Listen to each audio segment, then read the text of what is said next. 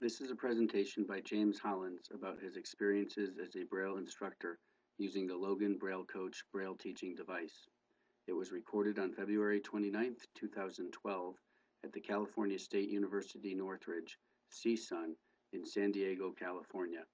For more information about the Logan Braille Coach, visit www.proxtalker.com.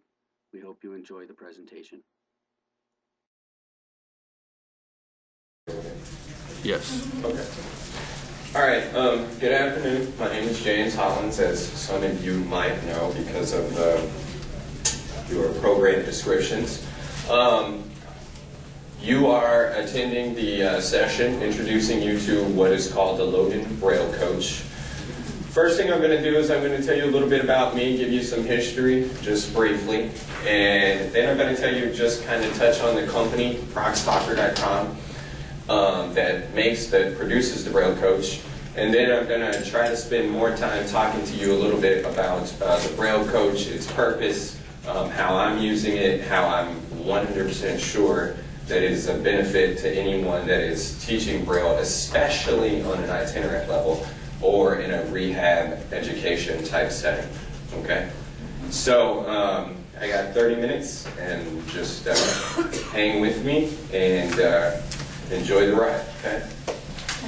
All right. So like I said, my name is James Hollins. I am totally blind. I've been blind since age 6 years old. I'm 31 now.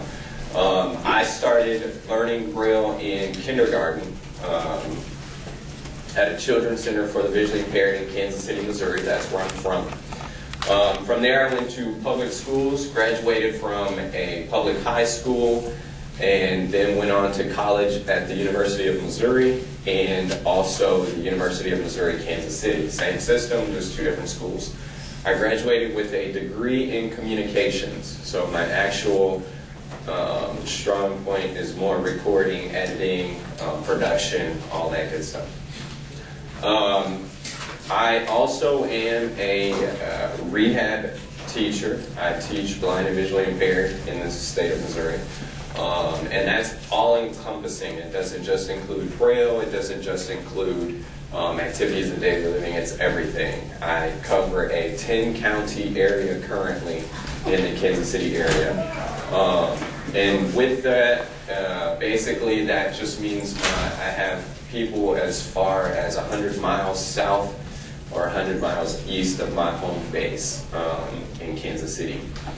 Currently, I have I serve about 165 clients, and that runs the gamut from everything from teaching them how to use a magnifier to basically teaching Braille, cooking, all that good stuff. A lot of in-home visits.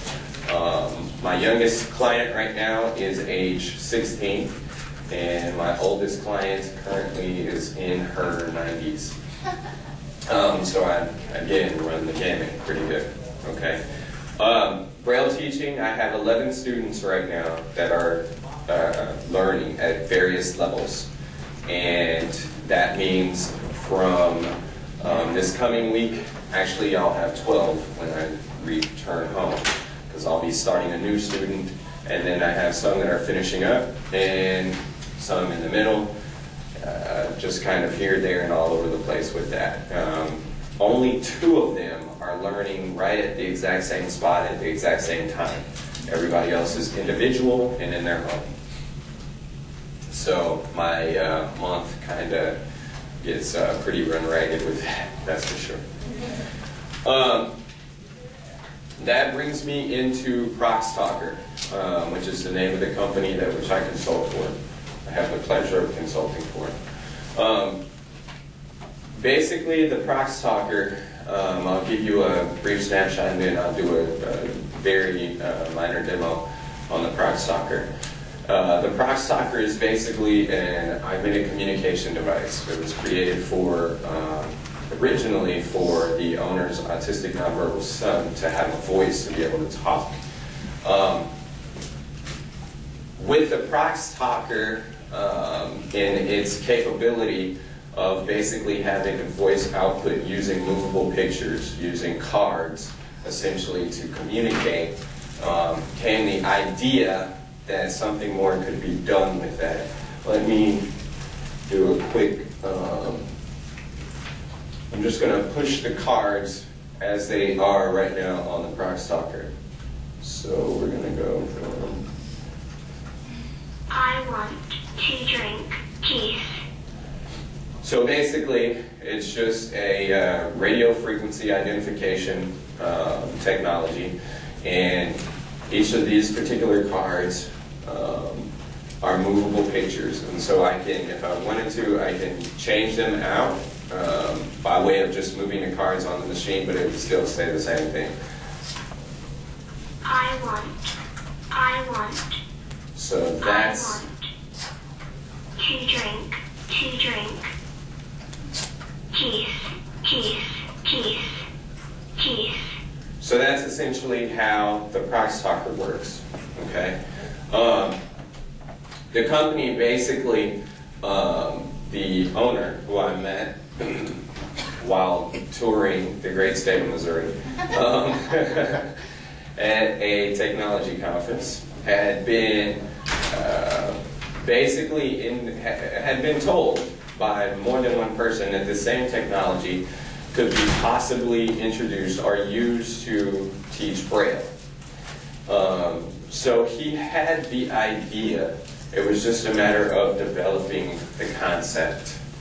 So what we originally did is we took a Crockstalker, and I spent many an hour labeling the cards and recording, because you also have an option to do your own self-recording on these particular devices. So I took to task to do that, and from there we basically were able to introduce what I'm mainly here to talk about, that being the Logan Braille Coach. Now, here's the thing, and I firmly believe this, okay? I teach Braille to 12 people currently. Quite frankly, when it comes to schooling, when it comes to education, when it comes to low vision, especially at a certain point, when it comes to literacy, if someone is at a stage where they are more than capable of learning to read and are in need of an alternate format, then I'm going to introduce them to Braille. That's just the way I feel about it. I feel strongly about it. It's no secret. So the thing is, with the Braille Coach and with my job title, I also firmly believe that me coupled with the coach have the potential to, and I know there's some key people that are going to appreciate this, have the potential to essentially change the world one reader at a time, okay? And that's what I'm setting out to do. That's for lack of a better statement, that's a mission, that which I have. And that's what I'm going to champion, and that's the drum I'm going to beat. So you're going to hear me get a little bit passionate about teaching Braille, and that's just, okay? So hang with that. Okay, so the Braille Coach. So imagine, if you will, okay, so a lot of us are probably rehab educators, vision teachers, someone who knows someone, and I just want to give you a couple of quick disclaimers, okay? First of all, if you are a person who is in an itinerant situation and you have 12 different people who need to learn how to read Braille at a given time, then I'm just going to be honest with you. You may need an extra tool in your bag of tricks to help you get the job done, especially if Braille is not the only thing that you're supposed to be teaching, like in my case. That's one.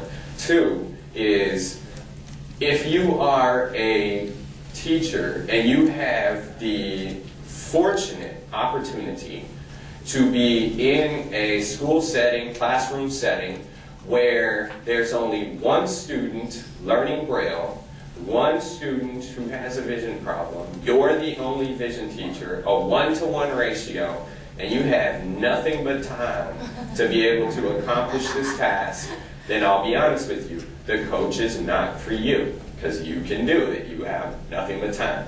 But in that same situation, if you are the only teacher and you have 7 students, and they're all at different levels, but Braille is one of the things that is on some plan for education, some goal that they must accomplish, then you probably are going to be requiring a little bit of assistance. Now, the coach is a teaching tool, okay? It's not a device. It is a device in the sense that it's a technological machine, but it's not a teaching device in the sense that it is supposed to take over what you are supposed to be doing, which is doing the teaching, okay? It is a tool to have in your bag of tricks to get your job done. And that's basically the best way I can describe it in simplest terms. Now, once again, what we've done is taken the same technology of the Crosstalker, and we have cards, and I'll just throw this out. If we run out of time and don't get to get a hands-on, for those of you who want to, I'm in booth 419, so you can come and track me down, and I'll give you a personal one-on-one. So I have a device, and we have cards. Now the cards, I'm not going to tell you what's on the cards, okay? That's kind of part of the fun. Again, we're learning Braille, so you're not supposed to know anyway. So, basically, okay, so what do we start with when we are learning Braille? We're starting with grade 1, or what's the new term? Contracted. Say that again? Uncontracted. Uncontracted, yes. Now, I say the new term because when I was a kid, it was grade 1. That's it wasn't right. uncontracted. That's right. I really only got introduced to the uncontracted or contracted term like 6 months ago. I'm just saying. Okay, so I have the device, and I'm holding the device in my little hands. So I have a letter, that which I can place on the device. Now, I discovered something recently about the thing, and let's see if it works for me. The dots 1, 4, and 5. Okay, so what I discovered, because there's a button on the device, for those of you who can't see, there's a button on the device, and originally, I always put the card right on the button and then press. But what I discovered is I can actually lay the card flat above or beneath the button and then just press the button. That way it allows for better reading and better control that way. So for those of you who missed it, the letter D is on this machine, and it's just letting on the machine. It's right near the button. I just push the button, and once again, Dots 1, 4, and 5. and there is a letter D on this card. So when I'm working with a student, basically the concept is you take this card. I'm always working alongside a curriculum and a Braille learner. Let's understand that as well. Because again, remember, this is a teaching tool, not to replace you. So you have to we have to still put in a little bit of work, okay? The key is when you leave that student to learn uncontracted Braille, and you leave them with just a book in hand, and you are an itinerant, what happens when they decide that they want to either proceed or they don't necessarily practice right away what you have left them with? And I don't know about where a lot of you guys are from, but a lot of places aren't always afforded the opportunity for extracurricular devices or recordings and things of that nature to leave behind. So a book is really all they can afford a lot of times. So you leave that book behind. And I'm going to tell you a little bit of a story here. In the last couple of weeks, or in the last month, my job has become, the reason I have 10 counties is because someone had transferred offices and I inherited a caseload, okay? Now, with that, I inherited 3 more Braille students, all also at different spots.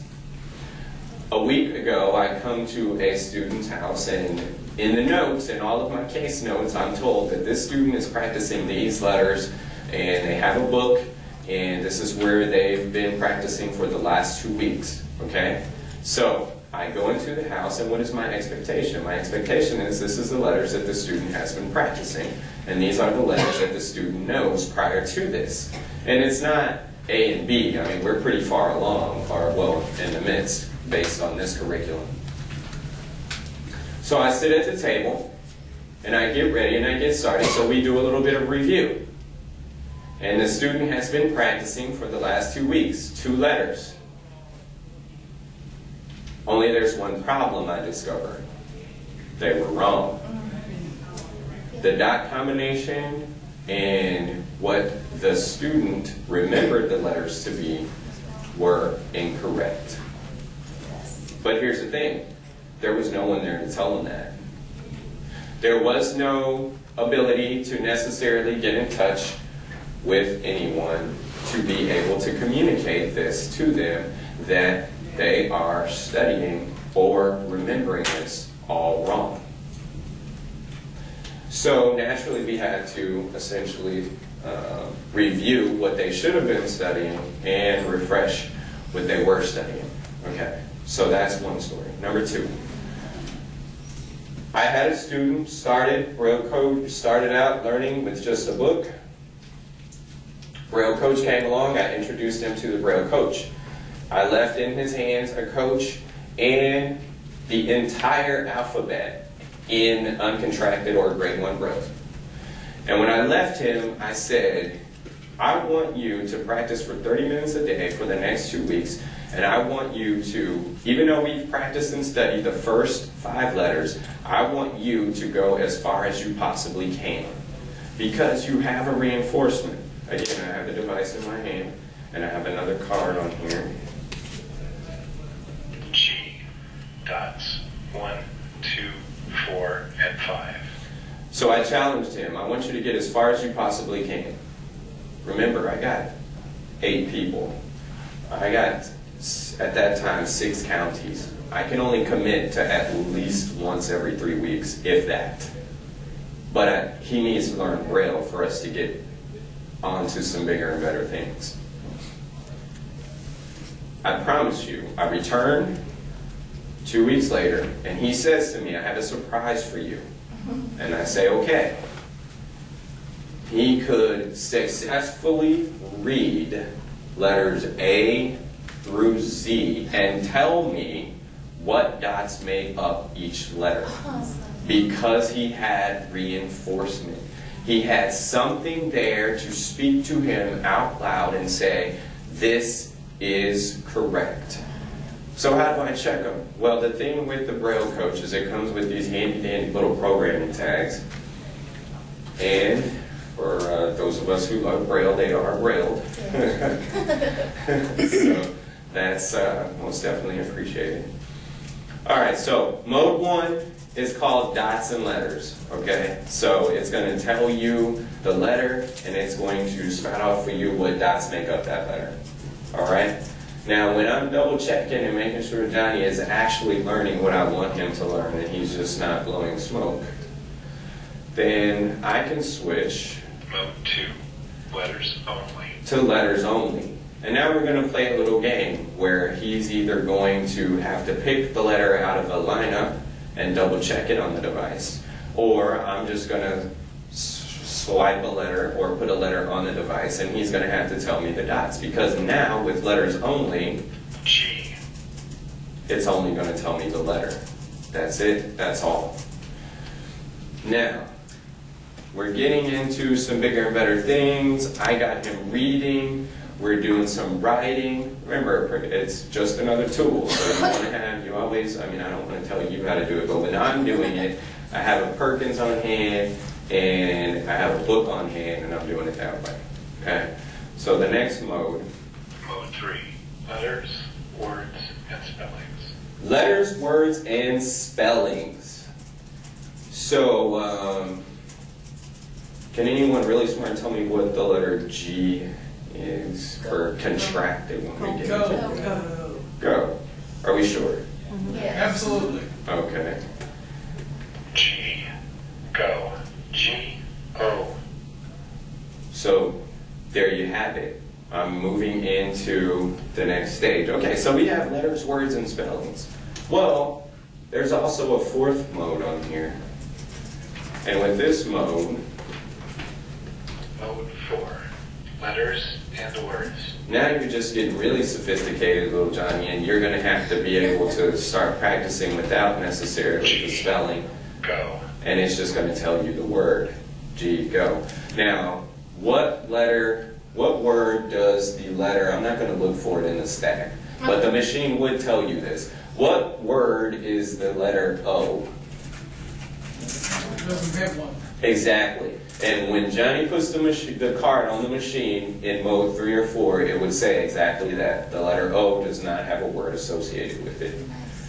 So, now, the other thing is, I can take a blank card and I can start writing out words and making him either record to double check, or I can record phrases, other contracted words, other contracted signs, if you will, and basically do the work. Because again, remember, it's a tool. It's not, you have to do some of the work. I mean, really. It also has a headphone jack on it. I have one student who practices on his way to and from work every day by plugging in the headphone jack. So, I had another student, and remember, I live in Kansas City, Missouri, and I told you I had 12 students who was learning. Well, I also told you I covered 10 counties. Started out with 6, now I have 10. But what I didn't tell you is one of my students lives in Georgia. That is the state of Georgia, not a city in Missouri, the state of Georgia. And we meet once a week via telephone. And he started out not having any desire, interest, anything in learning Braille. Well, just as a trial and error, we introduced him to the Braille coach. And within a couple of weeks, not only was he excited, but he was already doing contracted Braille. Awesome. And that's one of, once again, the main reasons why I'm going to always, first of all, champion another tool in the box. Because here's what I feel like. I feel like if part of my job is always informed choice, and I always have to let clients know, let people know what's available to them as an option. And if I have this option, if I have opportunity to present to educators, parents, students alike, an option to be able to get this task learned so that they can be all-inclusive. I'm all for audio technology, don't get me wrong. I'm all about that. But there is there is something very real that's happening, and audio technology is taking over. And in turn, we have situations where people aren't being able to read as well or even comprehend as well anymore because audio technology is taking over. Here's the thing. Again, I'm all about it. I have screen readers on my computer. My cell phone talks. My watch does not. I wear a Braille watch. But because I know it, because someone took the opportunity to teach it to me, took the moment to teach it to me, I'm going to prefer it every time. I'm going to want it and use it.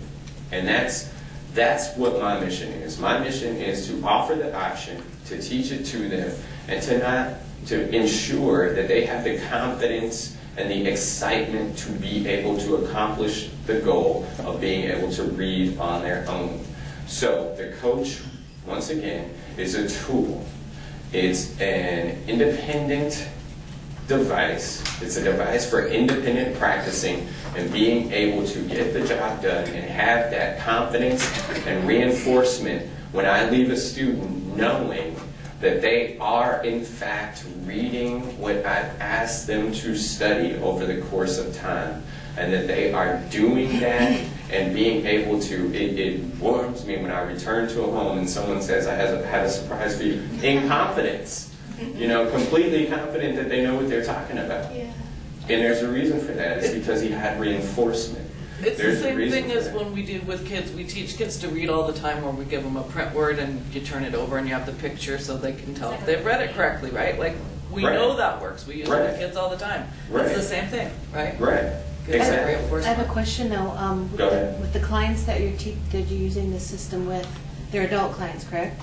Most, my 16-year-old is also Sure. using it, yeah. All right, and you said you have 12, right? Yes, 11 to 12. Do they each have their own device? They do not each have their own device. The 16, well, there's twins, the 16-year-olds, they obviously have one. And then I have 12 because I inherited 3. And so they weren't using the device before I came along. But they will be getting introduced to the device. Again, it's all about, like I have one student that I probably won't introduce the device with. I'll probably do more hands-on, one-on-one with. Again, it's just a tool. So it's just, when I present, it's either going to be a valuable option or it's not. Okay. And if it's not, then I'm not going to use it. If it is an option, are you going to be providing that for them, or do they purchase it themselves, or how does that work? We have the opportunity, because we're a state agency where I actually work, and so it can be purchased for them. Or a lot of times what happens with stuff like this is the agency purchases so many and has them on hand. And because the key is, it's a tool to basically get you to learn something specific. So the plan is that you won't need it forever. Right. And so with that, then the agency usually purchases a few, and then that way it's just another tool that I can use to get the job done. Okay. I have another question. Go ahead. You said you could program the tags, right? The alphabet is already done when it comes to you. All of that's already done. Okay, and is there a possibility that it would be in other languages too? Yes. Okay. What is the cost of the device? There are a couple of options with that. Actually, I think, I'm not 100%, did the price change with the fourth model? It's actually on the flyer. It's on the flyer. The standard is $995, and the deluxe kit is $1,249. Right. So you, say that again? I mean, go ahead. I was going to ask you about the programmable tags. Mm-hmm. Are they reusable?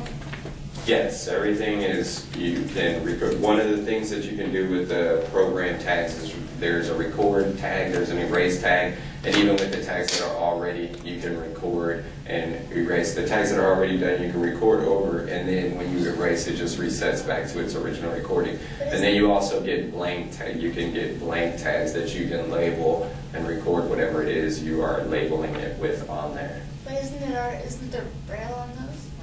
On the which ones? The tags that you can re-record over, do they have Braille? Yes. See, Braille would be wrong.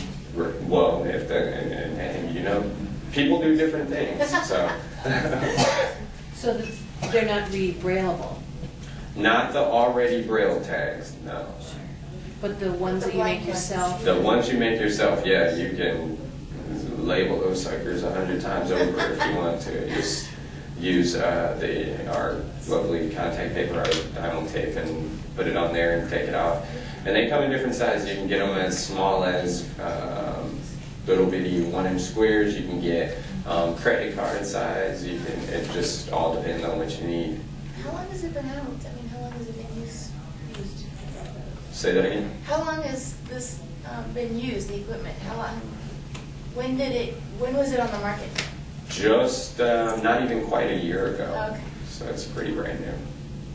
And it's already, much like any technology, we've already made some changes to it. The fourth mode is actually pretty brand new. Today was actually my very first time using the fourth mode.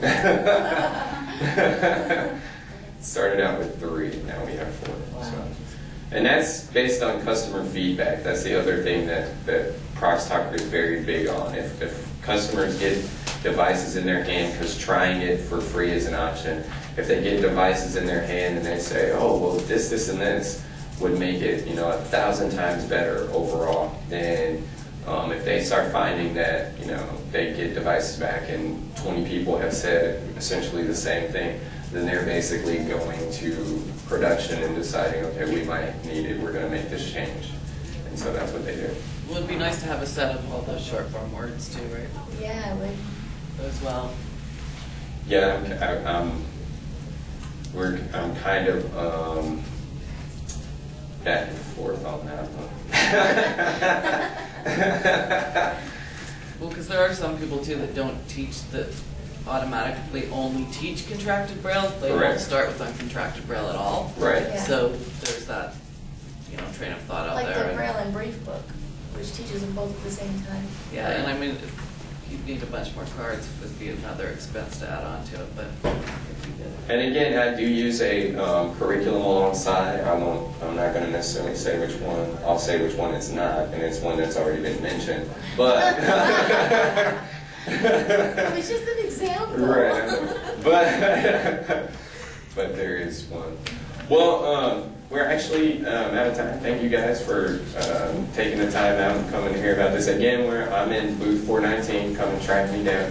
I know that there's a couple of you in here that I have known personally for quite a while, so thank you for coming. And again, I'm at booth 419, so if you want a hands-on or one-on-one or more questions, you can come and track me down there. Thanks. James, Yes. I don't know if you remember me, but Yes, I do. That you're one of the used to people I teach just you. talked about. Yeah, I was at the Center for Blindness and Living. Yep. Yeah. Just before I went away to college. Yeah, and then I never knew what happened. Well, you moved out here. I did. Yeah. Disappeared.